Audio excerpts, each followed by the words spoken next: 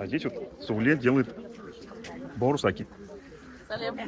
Сейчас мы находимся в районе Киева. Это район Троещина. Этот удар, где царит блэкаут после бомбардировки российских войск. Мы видим сейчас, это волонтеры, это бывшие граждане Казахстана, которые живут в Киеве. Сейчас готовят плов,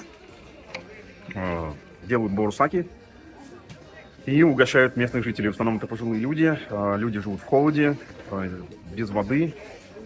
Нет возможности согреть еду, приготовить ее. И такая акция уже четвертая у волонтеров.